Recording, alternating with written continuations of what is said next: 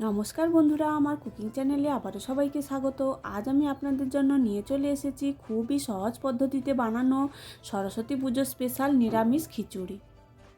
তারপরে গ্যাসের মধ্যে একটা কড়াই বসিয়ে এক বাটির একটু কম সোনামুগের ডাল নিয়ে নিয়েছি। ডালটা কড়াইয়ের মধ্যে দিয়ে একদম মিডিয়াম আঁচে ভালো করে ভেজে নিতে হবে। ডাল থেকে যখন একটা ভাজা গন্ধ ছাড়বে, হালকা হালকা বাদামি কালার চলে আসবে, এই সময় আমরা ডালটা নামিয়ে নেব। তারপর ডালটা ভেজে একটা পাত্রের মধ্যে আমি ঢেলে নিয়েছি। যে বাটিতে ডালটা নিয়েছিলাম ওই বাটিরই এক বাটি ভর্তি করে গোবিন্দভোগ চাল নিয়ে নিয়েছি। ডাল আর চাল ভালো করে পরিষ্কার করে ধুয়ে নেব। ধুয়ে একটা ছাঁকনির মধ্যে জলটা ঝরিয়ে নেব। খিচুড়িতে দেওয়ার জন্য এখানে কিছু সবজি আমি কেটে ধুয়ে পরিষ্কার করে নিয়েছি। আলু, গাজর, বিনস, মটরশুঁটি আর ফুলকপি। ফুলকপি আর আলুটা একটু বড় বড় করে কেটেছি, গাজরগুলো ছোট করে নিয়েছি, বিনসগুলো লম্বা লম্বা করে আর মটরশুঁটিটা ছাড়িয়ে নিয়েছি। তারপরে আবারও গ্যাসের মধ্যে ওই কড়াইটা পরিষ্কার করে ধুয়ে বসিয়ে দিয়েছি। ওর মধ্যে 1 চামচের মতো ঘি দিয়ে দেব। দিয়ে কিছুটা কাজু বাদাম আমি ধুয়ে পরিষ্কার করে রেখেছিলাম, কাজু বাদামগুলো দিয়ে হালকা ভেজে নামিয়ে নেব। কড়াইতে ওই ঘিটার মধ্যে আবারও কিছুটা সাদা তেল দিয়ে দেব। তেলটা গরম হয়ে গেলে আগে থেকে কেটে রাখা আলুগুলো দিয়ে দেব। পরিমাণ মতো লবণ আর হলুদ দিয়ে আলুগুলো লাল লাল করে ভেজে নামিয়ে নেব। আলুগুলো লাল লাল করে ভেজে নামিয়ে নিয়েছি। ওই তেলের মধ্যে আগে থেকে কেটে রাখা ফুলকপিগুলো দিয়ে দেব। দিয়ে পরিমাণ মতো লবণ আর হলুদ দিয়ে ফুলকপিগুলো একদম লাল লাল করে ভেজে নেব। ফুলকপিগুলো প্রায় ভাজা হয়ে এলে ওর মধ্যে গাজর আর বিনসটা দিয়ে দেব। ওগুলোও একসঙ্গে ভালো করে ভেজে নামিয়ে নেব। ওই কড়াইতে আবারও কিছুটা সর্ষের তেল দিয়ে দেব। তেলটা গরম হয়ে এলে ওর মধ্যে দুটো তেজপাতা, কয়েকটা শুকনো লঙ্কা, গোটা গরম মশলা, গোটা জিরে ফোড়ন দিয়ে দেব।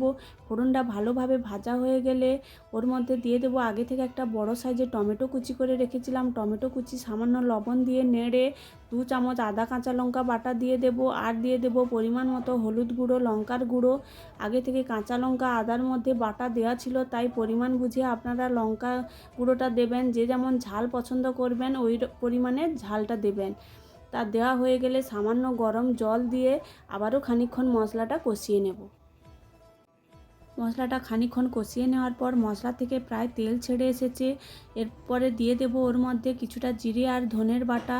দিয়ে আবারও 2 থেকে 3 মিনিট মশলাটা ভালো করে কষিয়ে নিতে হবে।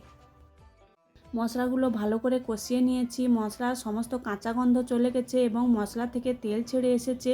এই সময় খানিকটা মশলা আমি একটা বাটির মধ্যে তুলে রেখে দেব পরে দেওয়ার জন্য। আর কিছুটা মশলা কড়াইতে রেখে দেব। ওই কড়াইয়ের মধ্যে আগে থেকে যে ধুয়ে রাখা চাল আর ডালটা জল ঝরাতে রেখেছিলাম, ওই চাল ডালটা দিয়ে দেব।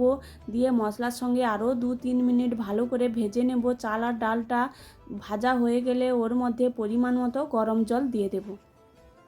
উষ্ণ গরম জল দিয়ে 2 থেকে 3 মিনিট ভালো করে ফুটিয়ে নিয়েছি। চাল আর ডালটা প্রায় হাফ সেদ্ধ হয়ে এসেছে। আগে থেকে ভেজে রাখা আলু আর গাজরটা দিয়ে দেব। দিয়ে আবারও 2 থেকে 3 মিনিট ভালো করে ফুটিয়ে নেব।